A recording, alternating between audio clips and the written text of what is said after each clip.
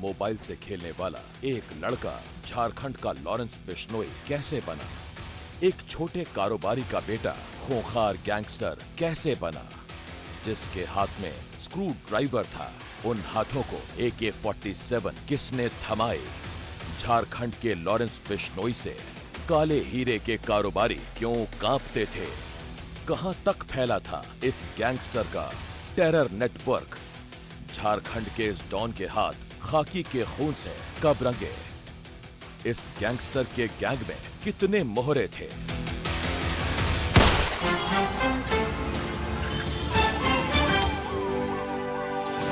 NDTV के mega show interstate gangster में कहानी उस मुजरिम की जिसने रातों रात एक मामूली लड़के से डॉन बनने का सफर तय किया।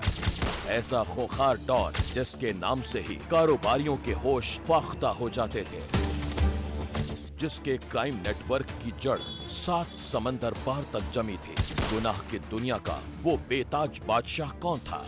कैसे कब पहली गोली चलाई? कैसे झारखंड का लॉरेंस बिश्नोई गैंगस्टर बना? आज इन तमाम सवालों के पीछे का तिरिस्म गैंगस्टर के इस स्पेशल एडिशन में टूटेगा।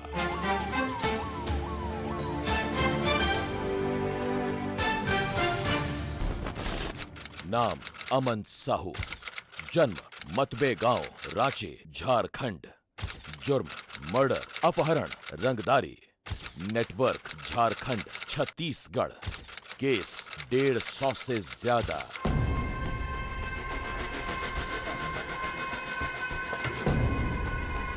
NDTV रिपोर्टर मुकेश सिंह सेंगर और कैमरामैन सुदीश राम के कदम बेसाख्ता झारखंड के लॉरेंस बिश्नोई के घर की तरफ बढ़ रहे थे।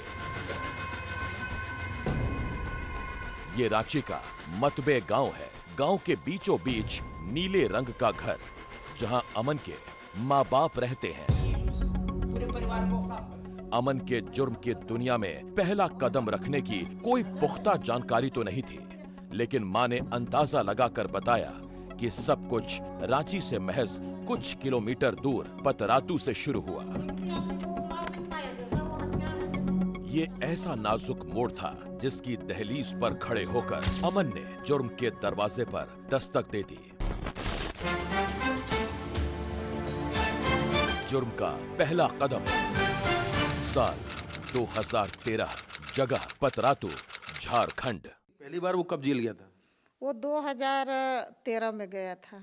अच्छा, तब क्या किया था उसने? वो एक सीमेंट फैक्ट्री था वहाँ, बर्नपुर सीमेंट फैक्ट्री था वहाँ। एक पतरातू है वहाँ, एक मेला लगा हुआ था, तो हमको बोला कि माँ हम मेला देखने जा रहे हैं। तो हम सोचे कि जा रहा है देखने। उसके बाद वो गया, घर में आया तो हमको पता चला कोई कि सीमेंट फैक्ट्री में गोली चला है। तो उसका हम पैर हाथ भीगा हुआ देखे। पैंट जो था सो उस समय कुछ वही धान वान लगा होता है खेत में उस समय, तो भीगा हुआ था। तो उसको हम पूछे कि बेटा तुम इतना भीगा हुआ कहाँ से आया, तुम तो मेला देखने गए थे। तो नहीं माँ ऐसे ही, सो हमको घर से जाने दो। हमको कुछ वैसा डर हुआ मेरा मन में। हम बोले कि नहीं घर से तुमको जाने नहीं देंगे, तुम सो जाओ घर में। और बाहर से हम अंदर से ताला बंद कर दिए। उसके बाद वहाँ का एक नित्यानंद करके बड़ा बाबू थे, वो हमारे घर आए। तब बोले कि अमन साहब का घर यही है? हम बोले कि हाँ सर। तो अमन साहब कहाँ है? बोले कि घर में है सर।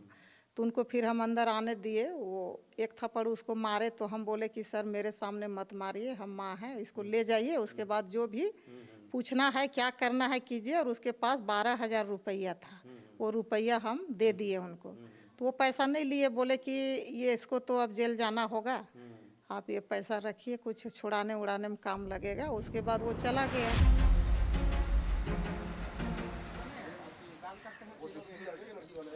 लेकिन जुर्म का ये रक्त बीज उस मोबाइल रिपेयरिंग शॉप में ही पनप रहा था जिसे वो खुद चलाता था। दुकान पर दबंग आते थे,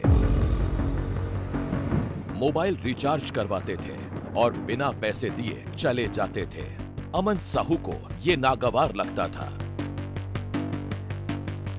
2012 में इसी मोबाइल शॉप में अमन की मुलाकात झारखंड जन मुक्ति मोर्चा के तत्कालीन मुखिया कुलेश्वर सिंह से हुई और जुर्म की नई दास्तान शुरू हुई। जब अमन 17 साल से भी कम उम्र का था तब वो अपने गांव के पास ही पतरातू में एक मोबाइल की दुकान चलाता था। लेकिन ये किसी को भी पता नहीं था कि मोबाइल की दुकान चलाते चलाते वो एक दिन AK-47 जैसे खतरनाक हथियार चलाएगा। उसके अपराध का रास्ता उसके दुकान से ही आगे बढ़ा। गैंग बनाने की कहानी। मोबाइल की दुकान से ही अमन साहू, सुशील श्रीवास्तव और भोला पांडे गिरोह के संपर्क में आ गया। अब उसके मन में भी गिरोह बनाने की बेचैनी थी, जिसमें उसने देरी नहीं की। कम उम्र के लड़कों को गैंग में भर्ती करने का काम शुरू हो चुका था। अभी तो चूंकि बहुत कम उम्र था और इसकी महत्वाकांक्षाएं जो थी वो काफ़ी उछाल मार रही थी कि कम समय में, अभी आप समझ रहे हैं कि नियर अबाउट 30 साल का लड़का और इस तरह का खौफ लोगों में, इस तरह का भय, और इवन की पुलिस जब घेर के चल रही है इसके बाद भी वो एटीट्यूड, और किसी तरह का होता है ना कि यदि कोई अपराध करता है और सामान्य जीवन जीना चाहता है तो लोग पश्चाताप भी करता है। तो लग रहा था कि नहीं, इसका शौक हो चुका है लोगों का हत्या करना, रंगदारी मांगना, गोली चलाना, गोली मरवाना। बड़ा मतलब जो कुटिल भरी मुस्कान जो होती है ना, उस तरह से उसका एटीट्यूड हम लोगों को फील हुआ। गैंग चलाने की दास्तान।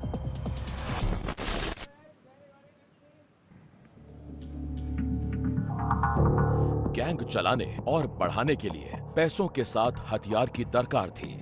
अब अमन के निशाने पर झारखंड और छत्तीसगढ़ के काले हीरे के कारोबारी थे। निशाने पर बिल्डर भी थे। ये बेसिकली एक्सटॉर्शन करता था।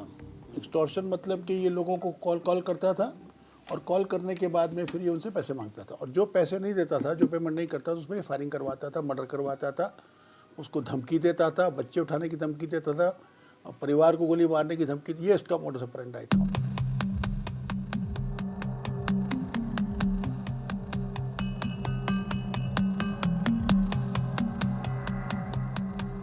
अमन के पास पैसों का अंबार लगने लगा और इसी दौलत के बल पर झारखंड में एक अपराधी का सूर्योदय हो गया।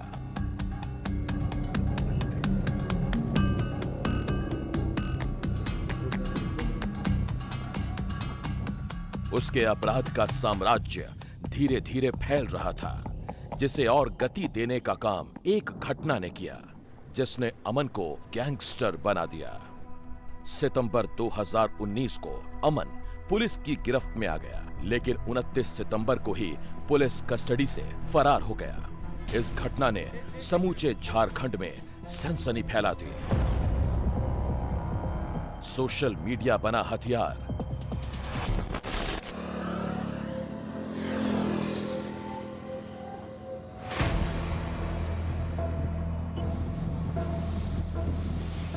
फरार होने के बाद साहू की सोशल मीडिया पर आधुनिक और खतरनाक हथियारों के साथ तस्वीरें आने लगी। उसका गैंग क्या कर रहा है, इसकी जानकारी सोशल मीडिया पोस्ट पर अपडेट होने लगी। ये सभी अपडेट उसका गुर्गा मयंक सिंह देता था। अमन टैक्स सेवी था और बहुत ही शातिर ही। सोशल मीडिया पर उसको एक डॉन के तौर पर छा जाने का शौक था, लेकिन उसके सोशल मीडिया अकाउंट विदेश में बैठे उसके गुर्गे हैंडल करते थे। वो या तो मोबाइल का इस्तेमाल करता नहीं था, और अगर करता था तो उसके पास एक मोबाइल जैमर भी होता था। लॉरेंस बिश्नोई से संपर्क। AK-47 से परिचय। –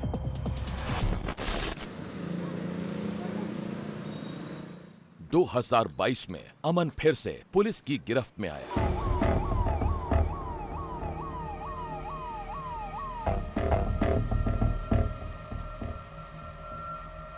जेल में रहने के दौरान अमन साहू का संपर्क लॉरेंस बिश्नोई से हुआ। पुलिस के मुताबिक बिश्नोई गैंग अमन साहू गैंग को आधुनिक हथियार देता था। बदले में अमन कम पैसों में लॉरेंस को शूटर मुहैया कराता था। अभी हम लोग श्योर नहीं है कि लॉरेंस के संपर्क में कैसे आया उसकी पूरी उसकी, लेकिन इनका एक अभी एक सातिर अपराध कर्मी जिसका नाम मीना है, वो भी अजरबैजान में हम लोगों ने प्रतिपर्पण जिसको रिपैट्रिएशन एक्सट्रेडिशन के उसमें हम लोगों ने उसकी वारंट प्राप्त कर लिया है। बहुत जल्दी मेरी एक पुलिस की टीम अजरबैजान लेकर के उसको लेके आई। कितने शहरों में दहशत, हथियारों का जखीरा मिलने के बाद अमन का दबदबा झारखंड के बाहर भी महसूस किया जाने लगा। उसकी दहशत छत्तीसगढ़, पश्चिम बंगाल और बिहार तक फैल गई। नॉट ओनली झारखंड बल्कि ये पूरे देश में नहीं कहूँगा, लेकिन कई राज्यों में, जिसमें छत्तीसगढ़, बंगाल और बिहार प्रमुख थे। इसके अलावा इसके कॉन्टैक्ट कई अंतर्राष्ट्रीय क्रिमिनल्स के साथ भी थे। अमन जिस जेल में रखा जाता वहां अपना नेटवर्क खड़ा कर लेता। इस नेटवर्क को तोड़ने के लिए उसे एक जेल से दूसरे जेल 10 बार ट्रांसफर किया गया। ट्रांसफर के इस खेल से अमन खींच गया और बदले में खाकी वर्दी को निशाना बनाना शुरू कर दिया। निशाने पर खाकी। 17 जुलाई 2023 को एटीएस के डीएसपी नीरज कुमार को गोली मारी गई। एक सब इंस्पेक्टर को निशाना बनाया गया। 2024 में गिरिडीह जेल सुपरिटेंडेंट को जान से मारने की धमकी मिली। जेलर का मन है कि जेल में है, क्या किया तो हम लोग नहीं जानते। जेलर वाला बयानबाजी हुआ कैसे हो रहा वो चीज़ तो हम लोग नहीं जानेंगे। लेकिन डीएसपी साहब अभी भी मृत नहीं है, अभी जिंदा है। और अमन साहब तकृत मैंने ये प्लानिंग उनके नहीं, जो डीएसपी साहब लाए कटिहार से सुरक्षित हालत में अमन साहब, और उनको अपना बड़ा भाई समझता था। जब उन पर यह जानलेवा हुआ, उस पर आरोप आया, उसके लड़के लोग ने गोली चलाया तो बहुत टूट गया अंदर से कि, और शर्मिंदगी से झुक गया। मन्नतें भी भगवान से मांगा कि भगवान इनके साथ जो हुआ गच्छा पूरा उसको पूरा भी किया कि भाई यहाँ गच्छा और पूरा किया, और उनको भाई के जैसे माना। जुर्म का इंटरनेशनल कनेक्शन। एक वक्त ऐसा भी आया जब अमन पुलिस की पकड़ से दूर होता गया। उसके पास जैमर था, उसके पास ऐसे वर्चुअल नंबर थे जिनको ट्रेस करना किसी एजेंसी के बस में नहीं था। साहू का इंटरनेशनल गैंग इन्हीं नंबरों के जाल से पुलिस को छकाता रहा। पुलिस ने क्या अटैक किया, ये अटैक से भी ये आजकल इन लोगों का सिस्टम क्या हो गया है, ये लोग इंटरनेशनल वर्चुअल नंबर्स इस्तेमाल करते हैं लोगों को कॉल करने में। +65 +11 +61 इस तरह के नंबर्स हैं। अब उन नंबर को ट्रैक करना हमारे लिए very difficult, because international number होते हैं, वर्चुअल नंबर्स होते हैं, और उनकी जो मोबाइल कंपनीज है वो हमारे कांटेक्ट में है नहीं, उनसे डेटा मिल नहीं पाता है।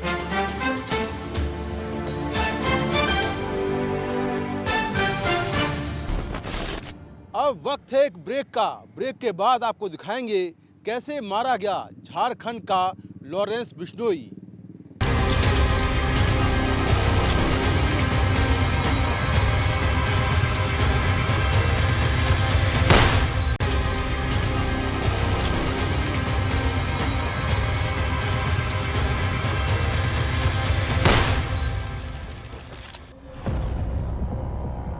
एक गैंगस्टर का अंत।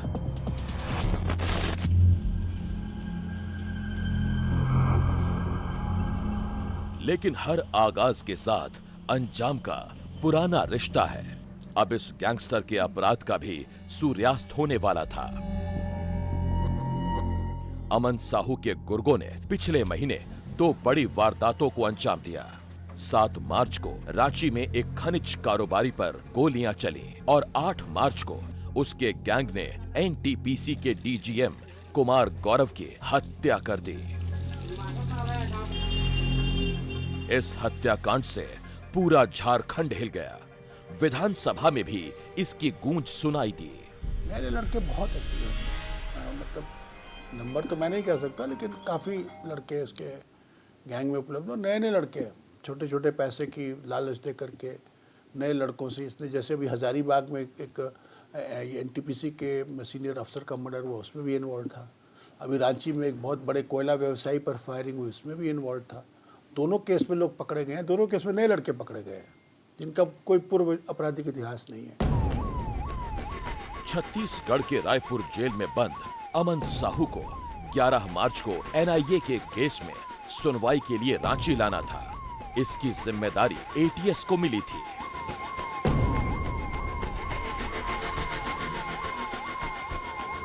आरोप है कि पुलिस का कारवां जैसे ही झारखंड के पलामू पहुंचा, टीम पर अमन साहू के गैंग ने हमला कर दिया। दोनों तरफ से फायरिंग हुई और अमन साहू के आतंक का अंत हो गया।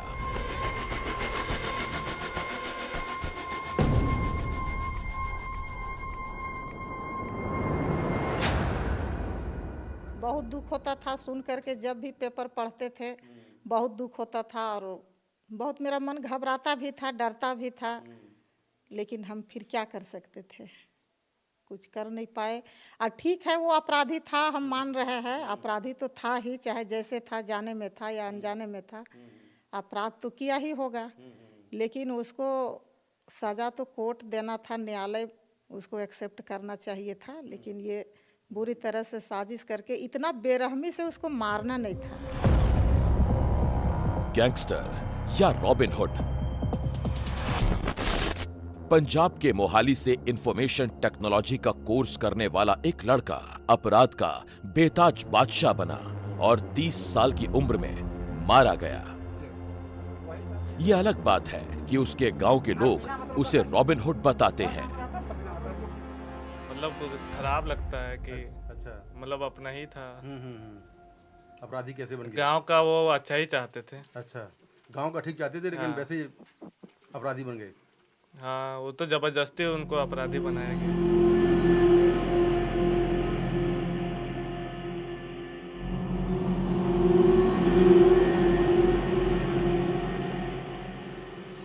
अमन साहू अपने पीछे 130 एफआईआर के दाग छोड़ गया है। झारखंड पुलिस के मुताबिक अमन के खात्मे के साथ झारखंड से अपराध का एक चैप्टर क्लोज हो गया। लेकिन किसी फिल्मी कहानी की तरह इस कहानी में भी एंटी क्लाइमैक्स है।